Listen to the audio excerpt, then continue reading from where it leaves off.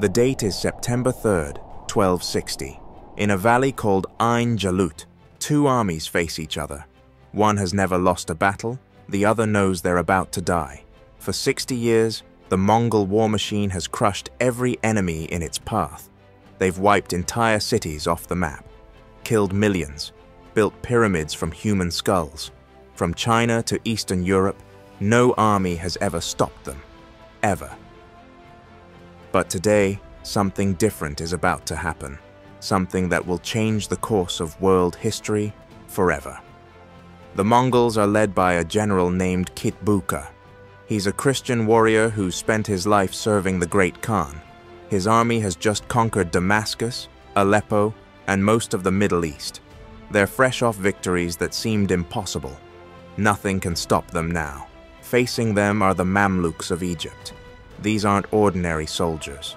They're slave warriors, men stolen from their families as children and trained to kill. Their leader is a man called Kutuz. Just 3 years ago, he was nobody, a random officer in Cairo. Now he's the Sultan of Egypt, and he's about to make the most important decision of his life. The Mongols have sent him a letter. It's simple and terrifying. Surrender now, or we'll do to Cairo what we did to Baghdad. What they did to Baghdad was erase it from existence. 1 million people died in a single week. The rivers ran red with blood for days. But Kutuz does something no one expects. He kills the Mongol messengers, all of them. Then he nails their heads to the gates of Cairo. This means war, total war, and the Mongols have never lost one. The Mongol Empire in 1260 is the largest empire in human history. It stretches from Korea to Poland, 13 million square miles, 1/5 of all the land on Earth, and it's still growing. Their secret isn't just brutality, it's speed. Mongol horses can travel 50 miles a day. Their riders can shoot arrows while galloping at full speed. They can hit a target the size of a coin from 100 yards away, while moving. But there's something else that makes them unbeatable: fear. When Mongol armies approach a city, they offer a choice: surrender immediately and live as slaves, or resist and watch everyone you love die horribly. Most cities surrender. In 1258, the Mongols took Baghdad. It was the greatest city in the Islamic world, home to the House of Wisdom, where scholars preserved the knowledge of ancient Greece and Rome, where algebra was invented, where the first hospitals were built. The Mongols destroyed it all. They threw books into the river until the water turned black with ink. They killed so many people that witnesses said you could walk from one end of the city to the other without touching the ground, just stepping on bodies. This is what waits for Cairo if Kutuz loses.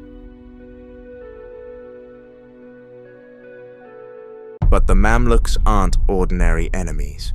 They have a secret weapon that even the Mongols fear. Every Mamluk warrior was once a slave boy, usually from Turkey or Central Asia.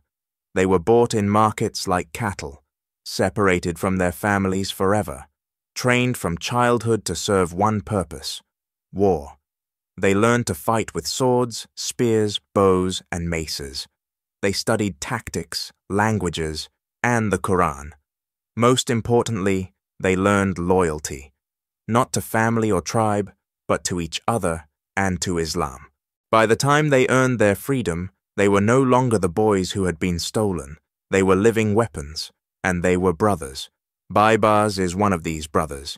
He's Kutuz's greatest general, and he has a plan that might save Egypt. It's dangerous. It's never been tried before, and if it fails, the Islamic world ends forever. The Mongols are coming south through Palestine with about 20,000 men. They're confident because they've never lost. They're moving fast because that's how they always fight. Strike before the enemy can prepare, but Baybars has been watching them, learning their patterns, and he's noticed something important. The Mongols always do the same thing. They send a small force ahead to scout, then they attack with their main army. It works every time because their enemies panic and make mistakes. This time will be different. This time, the Mamluks will use the Mongol strategy against them. Qutuz agrees to the plan, but he makes one change that will determine everything. Instead of staying safely in Cairo, he decides to lead the army himself. His advisors think he's insane. Sultans don't fight in battles. They give orders from far away and let generals take the risks. But Qutuz knows something they don't. His men need to see him fight. They need to know he's willing to die with them. Because what they're about to attempt has never worked before. September 3rd, 1260. The Valley of Ain Jalut. It's early morning, and the desert is still cold. The Mongol scouts arrive first, just as Baibars predicted. About 1,000 horsemen, riding hard and fast. They see a small group of Mamluk cavalry waiting for them. Maybe 500 men. Easy targets. The Mongols attack immediately. Their arrows darken the sky. Their horses thunder across the sand. The Mamluks seem to panic. They turn and run. This is exactly what the Mongols expect. Every enemy runs at first. Then the main Mongol army arrives and finishes the job. It's happened 1,000 times before. But something's wrong. The Mamluks aren't running in terror. They're retreating slowly, in perfect formation. They're firing arrows as they go, hitting Mongol horses and riders. And they're leading the Mongols deeper into the valley. Kitbuka arrives with the main Mongol force, just as his scouts disappear around a bend. He can hear fighting ahead, but he can't see it. The valley walls are too high. The path is too narrow. He should be suspicious. He should send more scouts. He should wait. But he's a Mongol general, and Mongol generals don't wait. They attack. It's worked for 60 years. Why would today be different? The Mongol army pours into the valley like water through a funnel. 20,000 of the world's best warriors, eager for another easy victory. They can smell victory ahead. They can almost taste the gold they'll take from Cairo. That's when they hear the horns. The sound comes from everywhere at once, from the hills on both sides of the valley, from behind them, from ahead. It's not one horn, it's hundreds. And then they see them. Mamluk warriors rising up from hidden positions like demons from the sand. Thousands of them, maybe 30,000, all around them. For the first time in 60 years, a Mongol army is trapped. But the Mongols are still Mongols. They don't panic. They don't surrender. They form up and prepare to fight their way out. They've been outnumbered before. They've been surprised before. They've never lost before.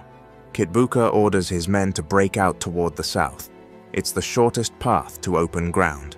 If they can reach the desert, they can use their speed and archery to turn the battle around. The Mongols charge. Their arrows find their marks. Their horses crash into the Mamluk lines. For a moment, it looks like they might succeed. But then Qutuz does something that changes everything. He takes off his helmet. He throws it on the ground, and he screams at the top of his lungs, "O Islam!" Every Mamluk warrior hears him. They see their sultan, their leader, fighting like a common soldier, bleeding like they're bleeding, risking everything like they're risking everything. The effect is electric. The Mamluks surge forward with a fury the Mongols have never seen. These aren't terrified farmers or soft city dwellers. These are professional killers who've trained their entire lives for this moment. The battle becomes a slaughter. But for the first time in decades, it's not the Mongols doing the slaughtering. Kitbuka fights like a lion. His sword cuts down a dozen Mamluk warriors before he's finally overwhelmed. With his last breath, he shouts defiance at his enemies. He dies as he lived, without fear. When the sun sets on September 3rd, 1260, almost the entire Mongol army is dead. A few hundred escape to tell the tale. The rest become carrion for desert vultures. But the real victory isn't just military, it's psychological. For 60 years, the Mongols seemed unstoppable, chosen by heaven, blessed by the gods. Today, that myth dies in the sand of Palestine. News of the victory spreads like wildfire. From Cairo to Baghdad to Damascus, People who had lived in terror for decades suddenly dare to hope again. The Mongols can be beaten. The tide of conquest can be turned. In Mongolia, far to the east, the great Khan Möngke receives the news months later. For the first time since the empire began, a Mongol army has been completely destroyed. The western expansion stops immediately. Resources that would have been used to conquer Africa and Europe are redirected to other frontiers. The Mamluks use this breathing room wisely. Over the next few years, they recapture every city the Mongols took in Palestine and Syria. Baybars becomes the new sultan after Qutuz is assassinated by his own officers. It's a reminder that medieval politics were always deadly, even among allies. But Baybars continues the campaign against the Mongols and the Crusader states. By 1300, the Mongol Empire is fragmenting. The unified war machine that once threatened to conquer the world breaks apart into competing kingdoms. They fight each other instead of expanding westward. The Mamluks rule Egypt and Syria for another 250 years. They become patrons of art, science, and architecture.